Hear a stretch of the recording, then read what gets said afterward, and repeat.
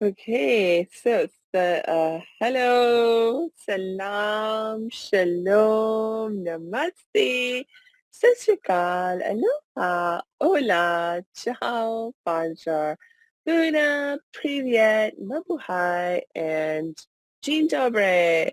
It's very, very good to be with you again, and we have a very cool guest with us. So I know you will be so happy you have joined us. And our very cool guest today is Daniel Vasile, who is a Master Practitioner in Neuro-Linguistic Programming. Welcome, Daniel. Hello, happy to be here. Oh, you're so welcome. And Daniel, please tell us more about who you are and what you do. My name is Daniel, as you just said. I live in Romania, in Brașov, and as you just said, I'm a master practitioner in NLP, for short, Neuro-Linguistic Programming. And, I had a normal childhood, everything is fine. No, it's been a lot of pain because that's why I'm doing what I'm doing. And I had a lot of practice, and the practice made me stronger. My emotions help me train my emotional muscles. And I'm doing this because it's so cool and so fun.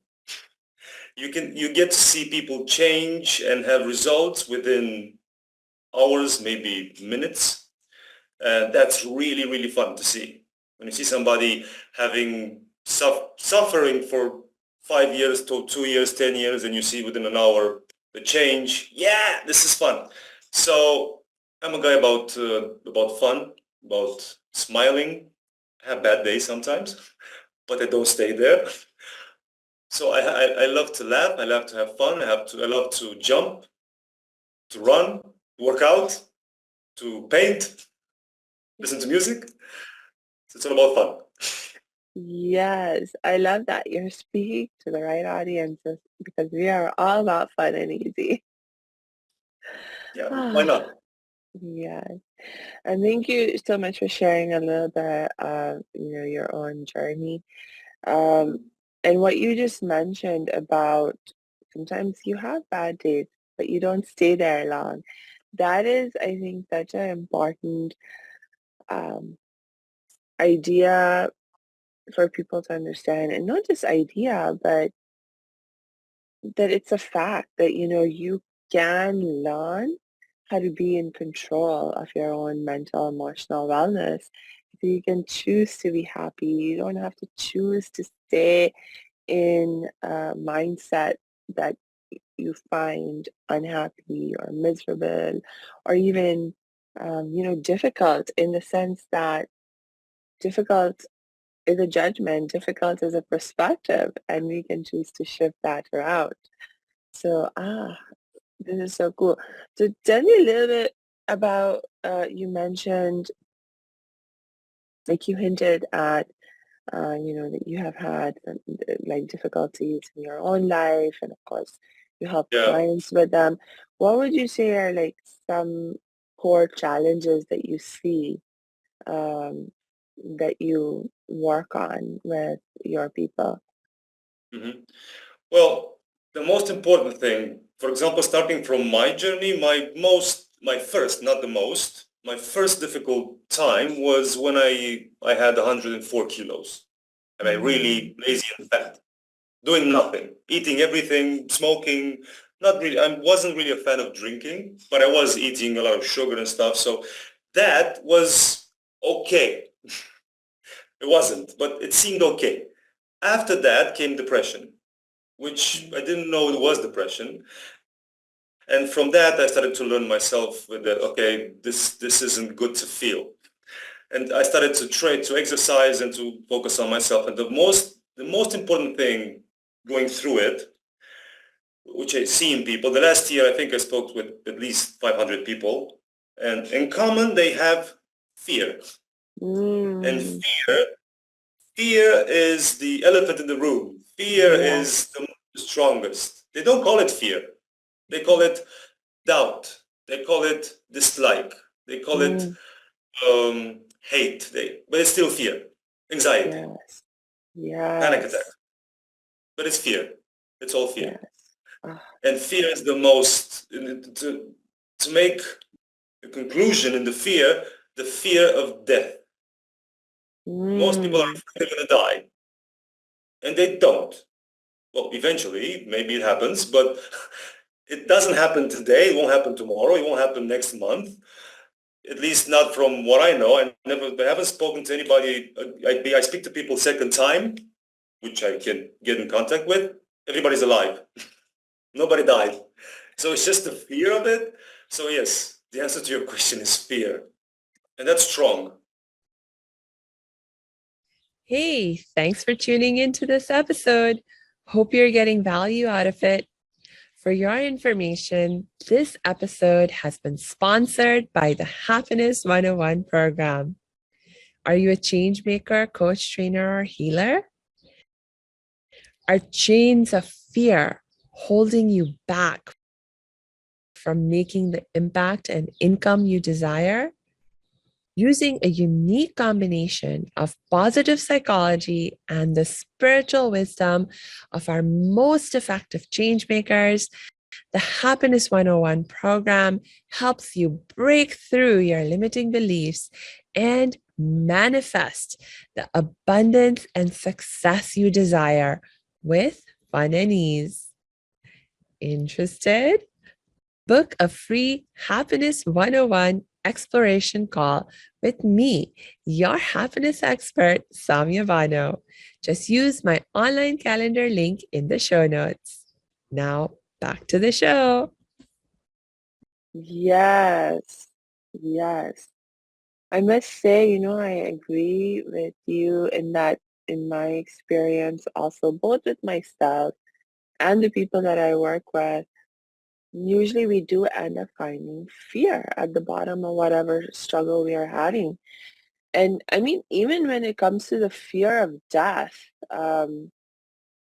it's really fear in some ways, like, what do you think death is?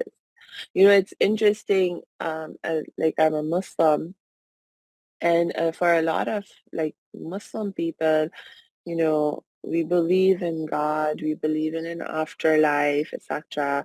Mhm. And so we develop an attitude about death. We develop like Belief. we have belief about death that actually, death is just one phase in our life. And our life is not just the life that we live in this body. It's much more than that. And so I have come to believe that, death in itself is nothing to be afraid of. It's not a Yeah. tragedy. It's not anything bad.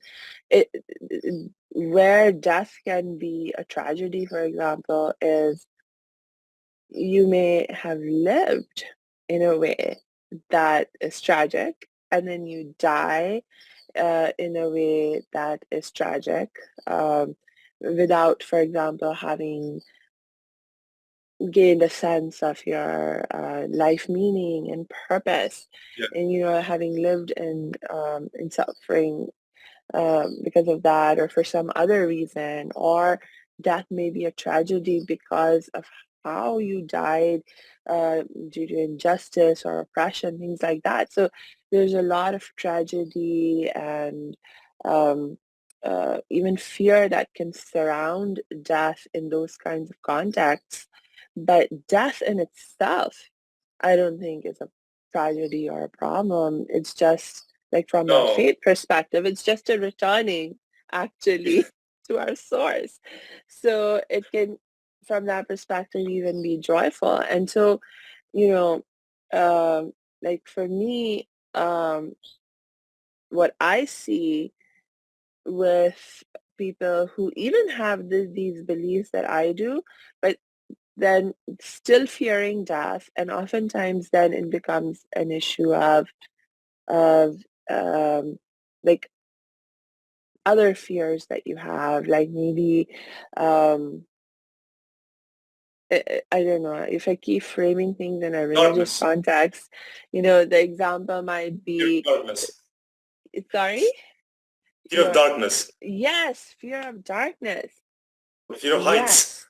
Yes, yeah, Most yeah. most popular. Yes.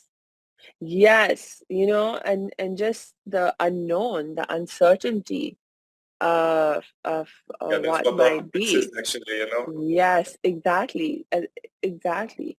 So it's so interesting. Hmm, wait, I'm Last trying to night, actually. think. Yeah, I was trying to think of because you are an NLP master practitioner, you reminded me of one of my mentors who was also an NLP master practitioner. Okay. Yeah, and he used to say that um, one of the root causes of fear that we have is related to a feeling of abandonment. Yes. You Fear of know, loss. yes, fear of loss or feeling loss, or like that you have already experienced some form of loss. Yeah, I'm for example, wondering, yeah, go ahead, go ahead. last night, uh, last night I had a live on TikTok and I talked about this Huh? and I asked people, what do you think fear is? Yes. And you can imagine like comments coming, flowing in, 2,000 people in the live, and people saying, I'm afraid of people. Somebody Mm, said that he, she, I don't know who it was a big name, many letters and numbers, so I don't know if it was he or she. So he or she was afraid of people.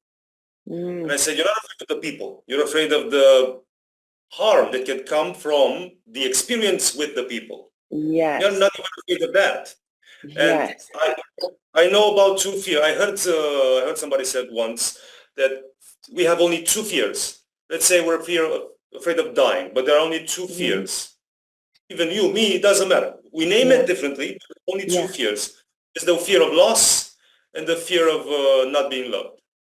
That's it. Mm, That's it. yeah. Oh my gosh. Okay, so fear of loss and fear of not being loved. Yeah. Interesting. I wonder if there's even a relationship there, and that one that in fact in some ways those are also very connected. The fear of loss and the fear That's of not being still. loved. Yeah, yeah, yeah.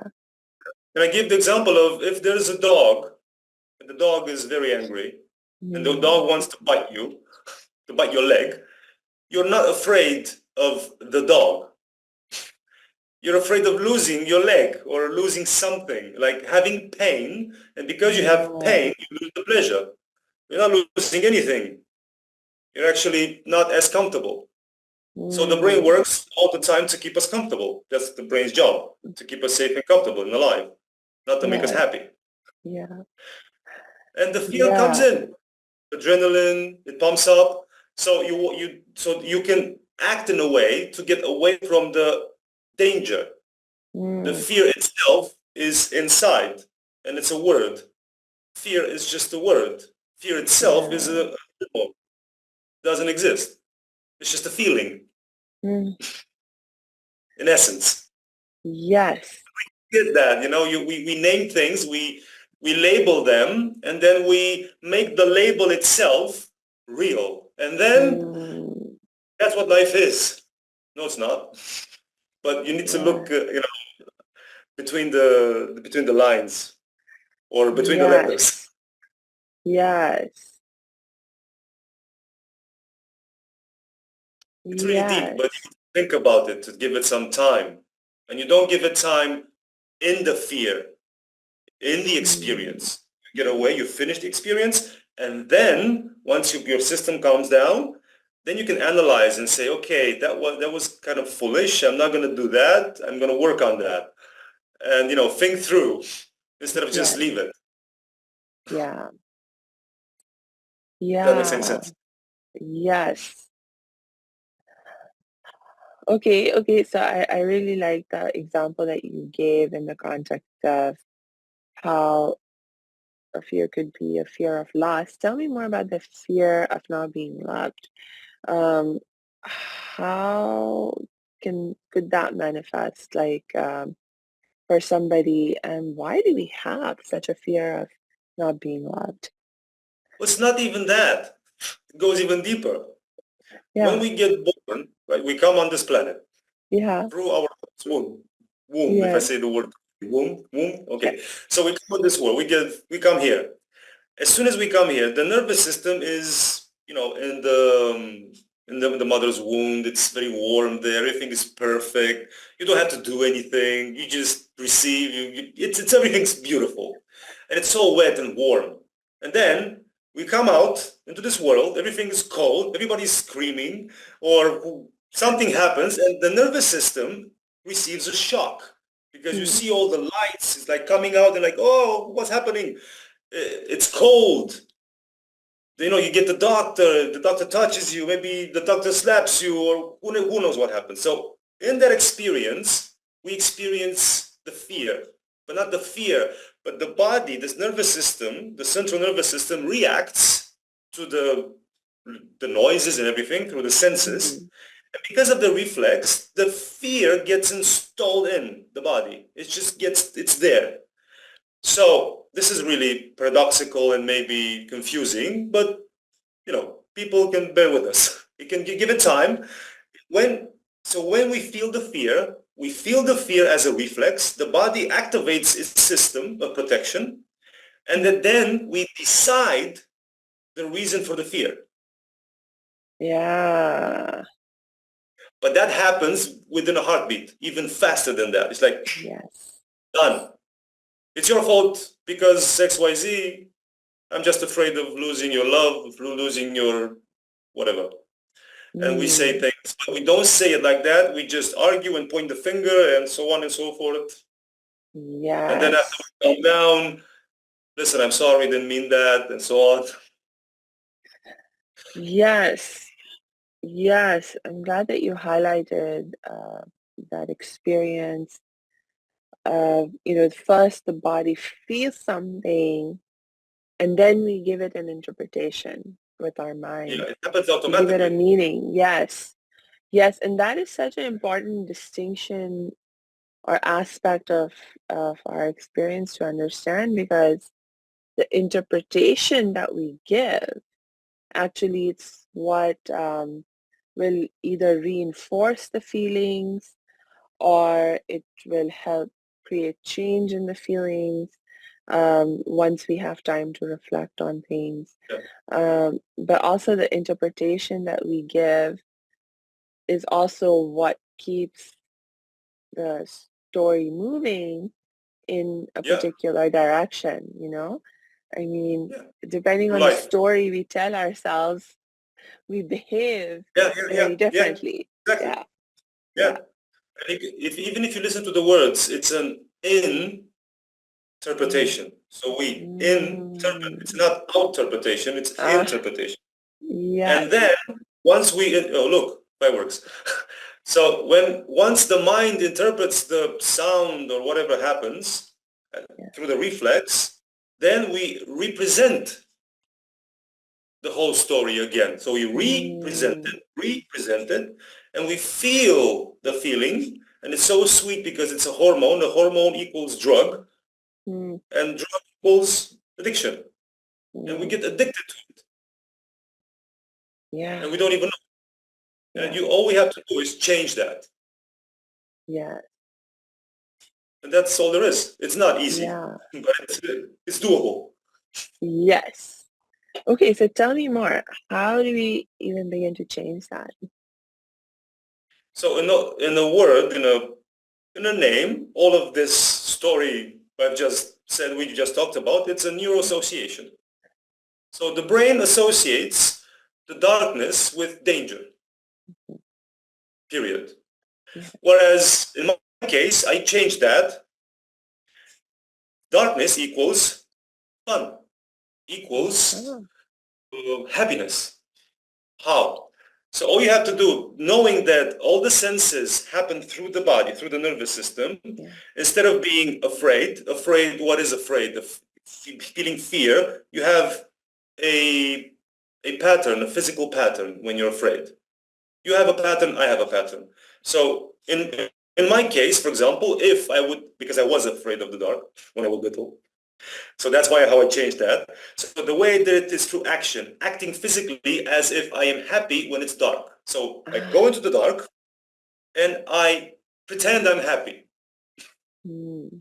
Or I take a friend or somebody that I can be with and be happy in the dark. Literally acting as if in the dark. When you act physically as if, the biochemistry changes. When the biochemistry changes, it becomes an addiction, a different addiction. And then through practice, of course, you can't do it you can do it one time, but it has to be very strong. So if we would be afraid of the dark right now and we go to get into the dark and we're afraid, we have to really, really act happy Yes. to really shock the nervous system, like on a scale of 1 to 10, 10 at least. So the body starts to shake, and that's the reset. And we change the neuroassociation. So we don't dissociate danger with darkness, and we associate happiness with darkness. And then in the future, when it's dark, we'll just feel good. It's as simple as that. Yes. It's difficult to do, but it's a process that what I do with my clients, but you need to make it in a way that's surprising. You can't just prepare, because the nervous system and the reptilian brain knows everything you're planning. And when you want to do it, you're going to do this to trick me into that, not going to happen. So you need to be spontaneous. Yes, yes. I hear you, because there's actually research that shows that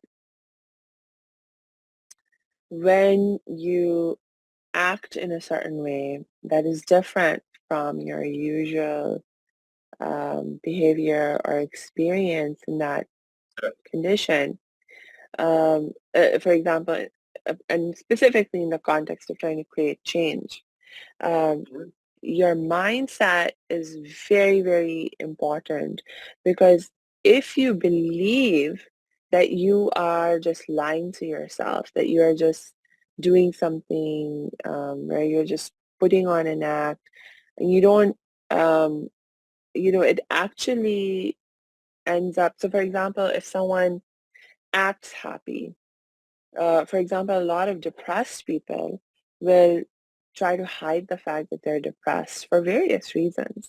And so they Yes. act happy, but it doesn't end up making them feeling happier, because the underlying mindset is, I'm just acting, I'm putting on this act. And so then acting happy actually makes them feel more depressed. Yes. But if you have a different mindset of, I'm going to act happy even though I'm not, but my understanding is that I have the power to change how I feel by acting in a different way, and I'm making this choice knowingly, deliberately, because I know that I can choose to be happy, etc. And then you act happy even when you're sad, then that is when you begin to see the positive change in how you're Yeah. feeling, and you're actually able to cultivate and bring up that happiness in your feelings. Exactly. Yeah. Before this, I would like to specify that before all of this, one needs to want it. I mean, you need to want Yes, to do that, because if you yes. don't want to, you're not going to do it. Mm, And you're going to say, like I say to people, act as if you believe, act as if you're really happy, and pretend you're happy literally with your body. And they go yeah, like, happy. No, that's not going to work. Because right. you're not giving it all, putting everything in your body, everything that you have in, and you're basically unlimited. But one needs to know what one wants. So you need to know what you want, and you need to Yes, know why. yeah, I want to be happy. Let's talk about the fear of the dark, right? But yes, this applies to any fear. I'm yeah. giving the example of the dark because it's common and it's kind of easy to change. But it can be fear of flying, fear Mhm. of elevators, fear of clowns, anything. It can be any fear of spiders. So It's coming, see? So let's say you're afraid of the dark. If you're afraid of the dark, you need to know why you want to change that association. Mm. You already want to know, I want to be indifferent, or I want to be courageous, or I want to be strong or happy in the dark. And then why? Because I want to be strong for my wife. I don't know, something. But it has to be strong. And then you'll be motivated to do it. Otherwise, no. And another thing I really want to really specify this. When you ask somebody what they want, they tell you everything they don't want. Aha. Yes. This is one reason why people don't change anything. It's not the reason, but Mm. it's one of the many. But it's one Mm. strong reason. For example, I ask people in a consultation, when I have a consultation, okay, what do you want? I don't want to feel these things anymore. I don't want to, okay, you told me what you don't want. Tell me what you want instead. And they go like, huh? So people think they know what they want, but they have no clue. Yeah. And I've been Yeah. there. That's how I know. Right. What way? Me too. Me too. And actually, I remember this very specifically one time someone was asking me about what do I want. And at that time, um, I wasn't the happiness expert that I'm now.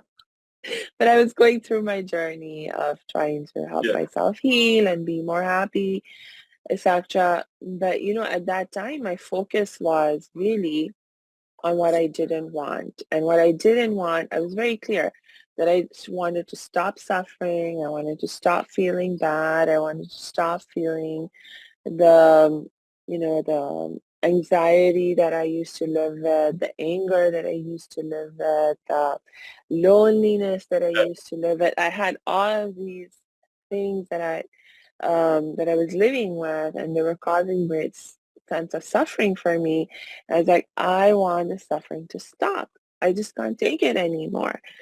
And when it was like, well, what do you want? I was like, this is what I want. I don't want to suffer. Yeah. And You it's don't like, want to suffer. and no, nothing else was even making sense to me in terms of what do I really want. It was just like, but I am clear. I don't want to suffer. I don't want to be angry anymore. I don't want to Yeah, be so it kind of lonely makes anymore. sense. Yeah, In a way, it makes sense, yeah, but it's just not gonna get you what you want because the focus is on what you don't want. And when yes, where attention goes, energy flows, you're gonna give more. You're gonna get more of what you don't want because you're saying it. yeah, yes, And that's the way the mind works. And the biggest challenge that I have is explaining this again and again and again in yeah, many forms, like loads of forms I can, so people can get it. Because we grow up, and I talk to people from many countries, not just Romania, and they think this is it. Okay, if this is it, why aren't you happy? yeah, So, and we all have challenges like that. We all have different yeah, challenges in different areas. And we say the same thing. I don't want that. yes, yes. I know, like, for me, uh, and I it was very difficult to know what I wanted because it just, for me, it felt um, I, like I was so, it was even difficult for me to access the memories for me of the time before I developed that sense of When you were strong happy. suffering. And yes, and so it Mm. was difficult to even remember those times. And so to think about what I wanted in positive terms felt so difficult. And so Yeah. actually what ended up happening was to even think about wanting joy and happiness was too much. It was like I couldn't really want that. My first goal had to end up becoming that I just want to feel calm. Just feel calm. I just want to feel calm. and once I learned how to feel calm, and then it was like, oh, I wonder if that's it, or is there something So more? that's yeah, but it's the state we're in. Yeah, The state we're in at any moment yeah, defines the thoughts.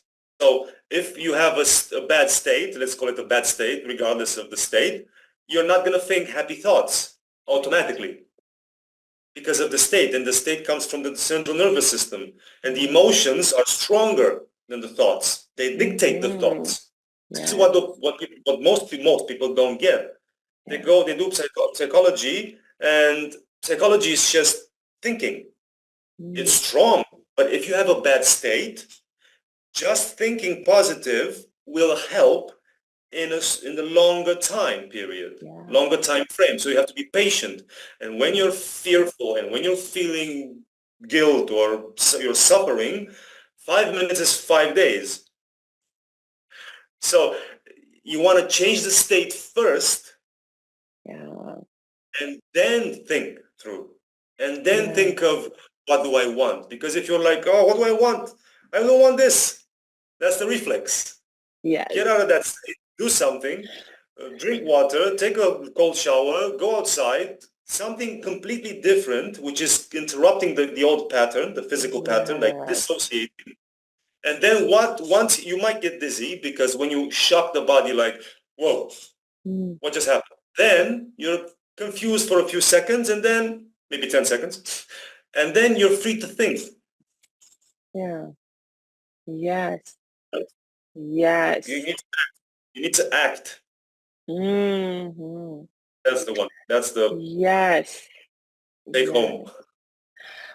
Yes. I think people constantly underestimate just how powerful our emotions are, and the fact that they have more power than our thoughts is They something do. that I think is insight that it's almost like uh, there's like, because I wonder if it's partly that we live in such a male dominated culture, like pretty much in most cultures it's very male dominated culture, Mhm. and in the in these male dominated cultures, feelings are actually undervalued, they're ignored, like um uh like even being aware of your feelings, paying attention to your feelings, it's something that's looked down upon. And there's Mhm. emphasis on your brain, on your thinking, rationality, and this sort of push towards you know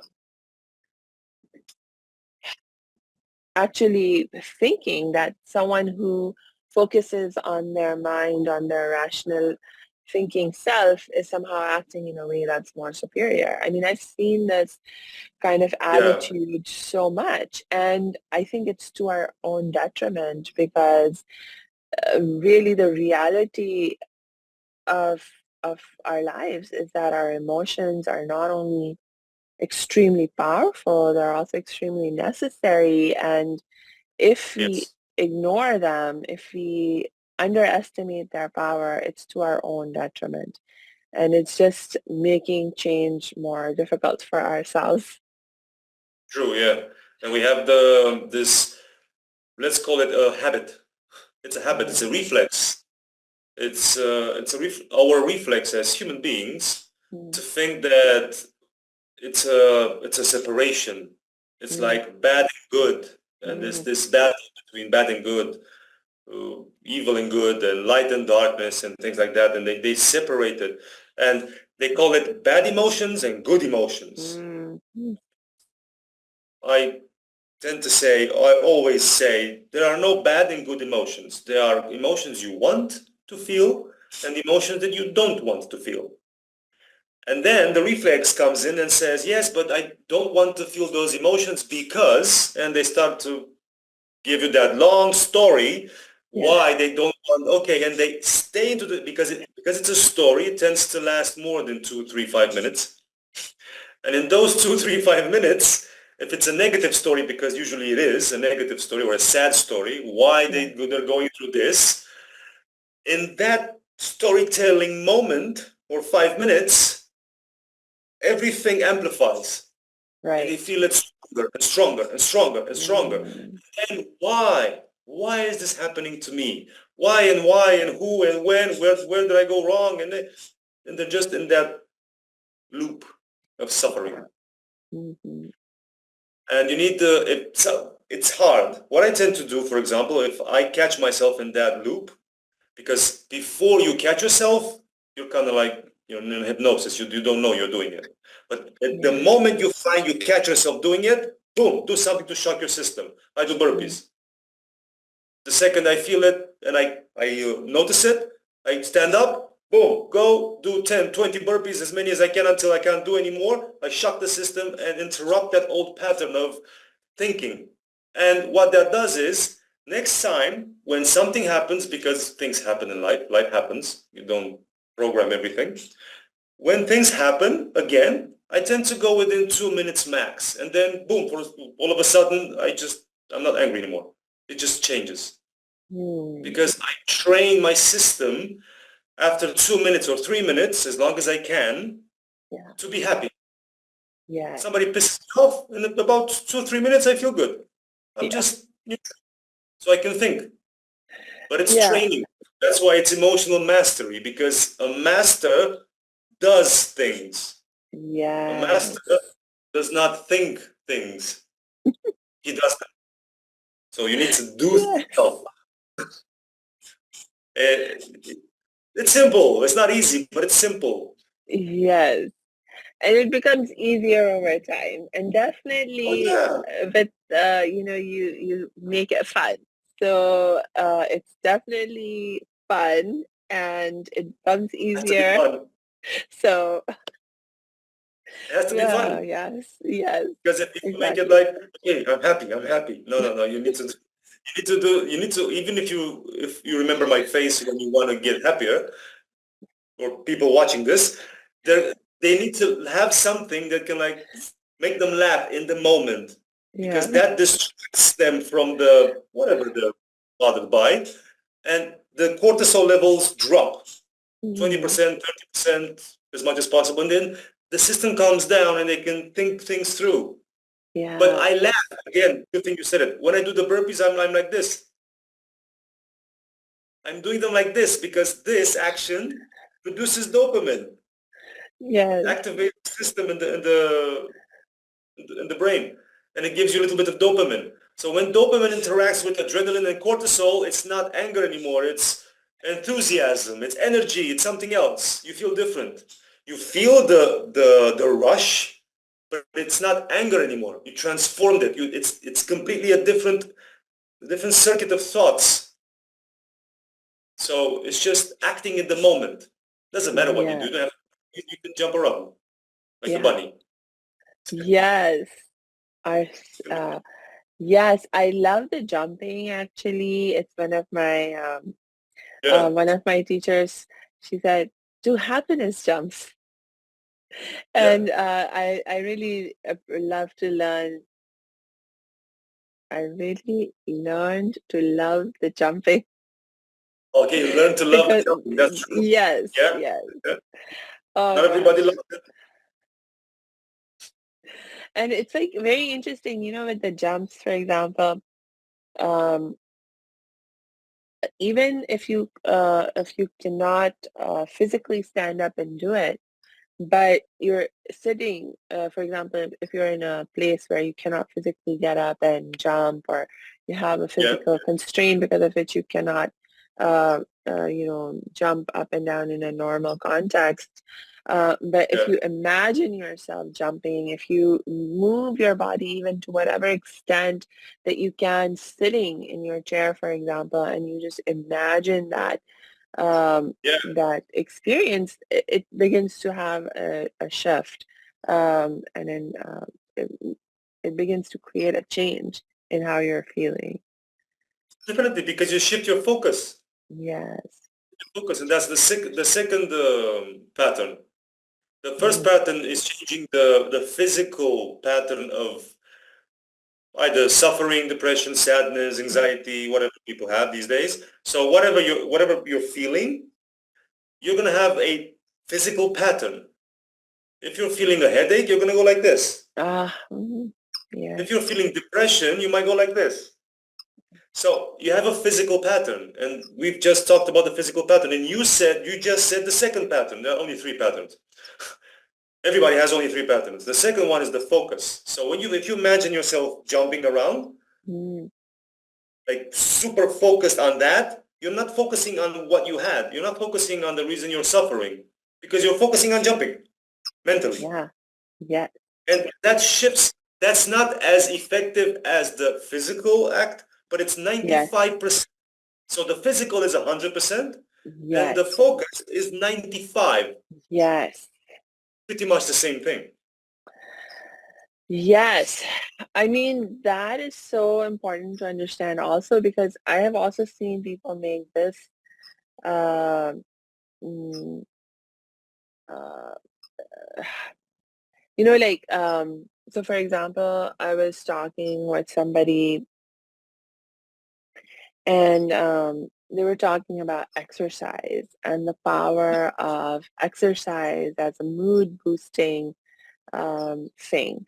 That you engage when you want to improve your mood, you exercise. Exercising helps improve your mood. I mean, there's a lot of research that shows that.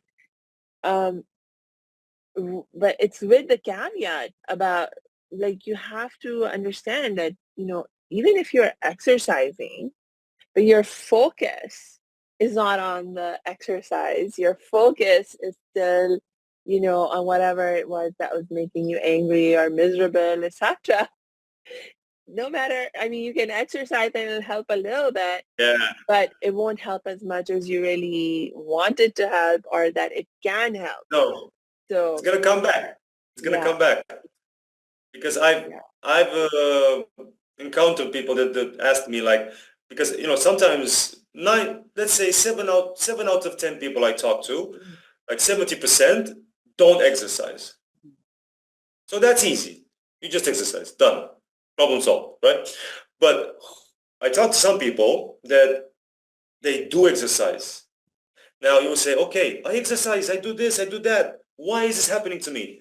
Okay, tell me, how much are you exercising? And then they start to tell me, I run for like an hour every morning. I do weights in the afternoon. I do this. Okay, that's too much exercise. And I've been there.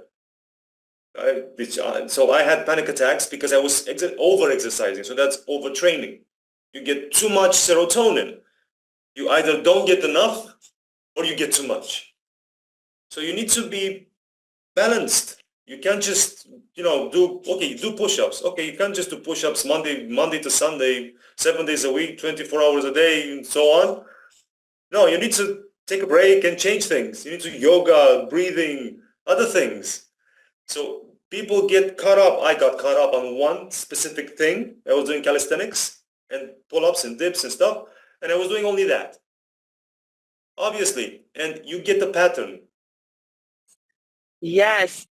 Thank you for highlighting that, because absolutely that is another thing that I have seen a lot in my practice also, that,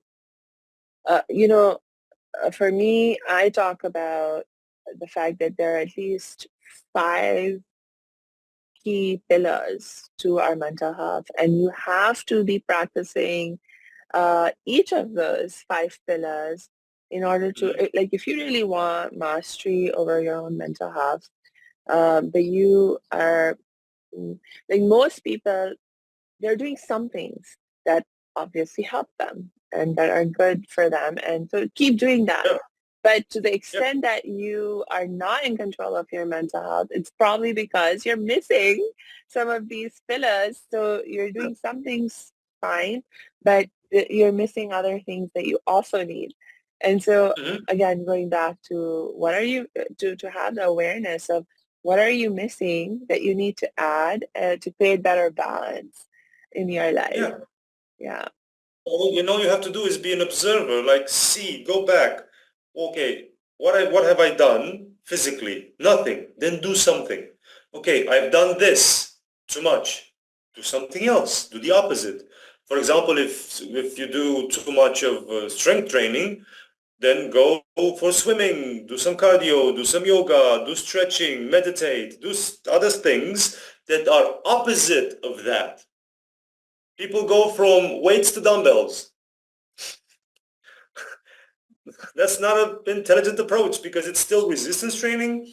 I've done that, that's how I know. And it's still building up the same hormone. It's not in the same way, but it's the same type, the same system. So take a break and then do something else. But you said something interesting, like if you focus on the problem while you work out, that's a big problem because the brain is going to associate working out with being whatever, depressed. And I literally talked to, like, today is Friday. I talked to somebody Tuesday. Yeah, Tuesday. No, Wednesday. So I talked to somebody Wednesday and he was saying that he does a lot of exercise. Okay, how much of what and when? He was doing a little bit of everything, anytime.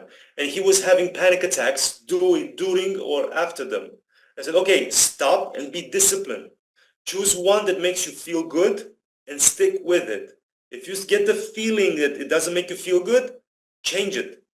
But keep changing it, being disciplined. Not just change it whenever and run away, being afraid of exercising, because he got to being exercising. He's good now, by the way. So he started being afraid of exercising altogether. Exercise equals bad. No, one exercise specifically equals bad. Yeah. Not even that. It's just the fear of exercising might do this. Mm. Yes. And again, the whole story again, the loop. Yeah. Yes. Okay, so you had mentioned that there are, forgetting the terminology you use, there were uh, there were three you mentioned. So there's a Pattern. focus, the three patterns, yes. So there's a Yeah. pattern of behavior, there's a focus pattern, and what's the third pattern? Thinking and beliefs. Aha, yes. Like the thinking is actually, this is paradoxical because the third pattern comes from the other two. Aha, yes. But some look, balloons. This is Zoom doing that, okay? I'm not doing that. Yes. So some people have the power to change their feeling, and this is like really next level, to change the feelings just thinking differently. Mm-hmm. But do you see that how you change your thinking is changing your focus? But that's the second. You can change the order if you like. But these three are linked in very strongly. And the strongest one that works for everybody is the physical pattern. Because everybody, the second they move the body differently, they feel differently because they don't have an association in the brain with that new movement. And the brain literally does the new association in the moment. And because there's no pain reference for the new association, you can make a new association whatever you want. You can smile, hey, you can do whatever you want. So the brain interprets that association with the environment you're in or whatever happens with that hey feeling. Yeah. And through practice, you reprogram the body and then the mind. So it's from the body to the mind, not from the mind to the body. Yeah. People focus on changing the mind first, which is fine. It's just not as fast. Yes. I wonder if that is one of the, or some of the wisdom behind why so many religious traditions tend to have a focus on physical rituals. Because, for example, I'm thinking of three main religions that immediately popped in my head. The first one that actually popped in my head was Judaism, because they have a really strong emphasis on your actions, on what you do. Um, and then the second one that popped up very strongly for me with Hinduism, because they also have like a very, very strong mm, Ritual. emphasis on rituals and practice Yeah. and what you do. Um, and third, of course, Muslim Islam. Okay. There's also, I mean, for example, our prayers that we are taught, the ritual prayers are very movement based. You know, this is true also in many ways for Hinduism and Judaism. Like there's a lot of movement involved with the way that you do ritual prayers, and uh, in fact, it's like interesting that like if when you're teaching, for example, kids about how to Mm. pray, you don't get into the philosophy of what the prayer means or things like that. You Yeah. focus on teaching them the movement, and Yeah. I think part of the wisdom is that the way that you move has an impact on the way that you're feeling and the way that you're thinking, and the movement is the easiest to teach. And and so if you can really get the movement and begin to feel into, then you can begin to like really focus and feel into the movement, and so then it helps to create that shift and change that you want um, in the direction that the prayers meant to take you. Obviously, well, it's for people that don't see, which are blind, obviously, Yeah. the other senses get amplified, like the Mm, smell, the touch, the hearing. So, but through the sight, at least through the seeing, when kids see things, in the mm, prefrontal cortex, we have the mirror neurons. And mm, because if I'm doing something right now with energy, your mirror neurons mirror my movement. If it's bad, if it's good, it doesn't matter. It will mirror them unless you are conscious of it and you reject whatever doesn't do you any good, which harms you. Everything will happen. And kids see it and they just do it. They don't think through it, like you just said. They don't question it. They don't have a reference for that. So it's a lot easier to see something and copy. You don't even, many times I used to do personal training for many years. And whenever I teach exercises that are very complex, because that's what I used to teach, and people would say the best reflex, which I had at the beginning as well. Oh, I'm really bad with coordination. mm, And they always go, man, you're not bad at coordination. You just haven't done it yet. And whenever they do things, because it's new, the brain doesn't have a coordination set up yet. But they don't look at my body moving. They just ignore my body, seeing it one time as a demonstration, and they try to think it through. mm, Don't think movements. And movements, if you have them, you have a model in front of you. Modeling is the mm, easiest thing. You see my body moving in a specific way, just watch it and move. Don't think. yeah, If you think, done. And I always say, do not think, just do it. And it doesn't make sense at the beginning. But the body does everything automatically for the mirror neurons. yeah, It bypasses the thinking. It goes straight into the nervous system through the eyes, and it happens. You just think, yeah. oh, look, I'm doing it. Of course you're doing it. But you don't think you're doing it. You do it. You do it. Yes. You don't think you do it. You do it. So it's not the same. People think that Yeah. they are their thoughts. No, thoughts are thoughts. But it's a different story. Yeah, yeah, yeah, yeah, yeah, Simple as yeah, that. yeah. Ah, okay, okay. I, gosh, I'm having so much fun talking with you, and I'm being a bit conscious of time. So, I want to actually, as we begin towards wrapping up for today, I actually want to Yeah. sort of come back to something that we started talking about much earlier, And I Yep. want to sort of end on this. We started talking about how fear underlies a lot of, you know, the challenges that we're experiencing. Challenges, yeah. Yes, and we talked about, you know, two of the core fears being the fear of not being loved and the fear of loss, right? Um, and the question that I wanted to ask you, and I hope one of my last questions, is because of time Yeah. consciousness, is what is your understanding of love? Like, what is love? I would say love is everything. Yeah.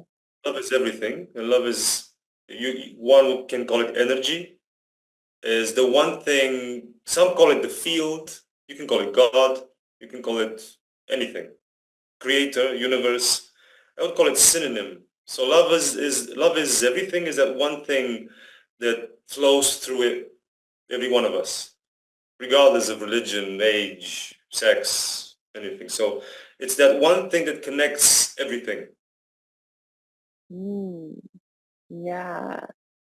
Yeah, because you know, I was thinking about the fear of not being loved, and Yeah. it made me think about uh, an interview I was listening to of Oprah and Will Mm. Smith, and they were talking about how life is a journey, you know, where you know you're going from it's a journey of like going from fear to love, Yeah. like learning how to move from fear to love. And so, you know, that just kind of came back to me in our conversation. And Yeah. I love to end on thoughts of love for Yeah. That's today. perfect. That's good. Yeah. I'm good with that. Yes. Love is everything. Oh, I would say love equals giving. mm, You always give. And once you give, you live in love. But yeah. give with good thoughts, give with kindness, and give with love Yeah. without expecting to receive. Oh, oh, we could do a whole episode on that. Uh, give Yeah, without definitely. expecting to receive. Oh gosh, we'll probably have to bring you back, Daniel, because we have so much to talk about. Do you have any other last thoughts or words you'd like to share? Yes, fear is in our imagination. We create it. It's real because we make it real. Act first, think after. Change your state and then think it through. Excellent, excellent. Thank you for that very, very wise Thank you. perspective. Thank you. I hope it And helps. yes, it does. It does. And my very last reminder to our audience is to make sure that you check the show notes because we will drop Daniel's links in there so you can connect with him and continue to learn with them and get more help and support. And until we connect next time, I wish you lots and lots of peace and joy. Likewise. Thank you.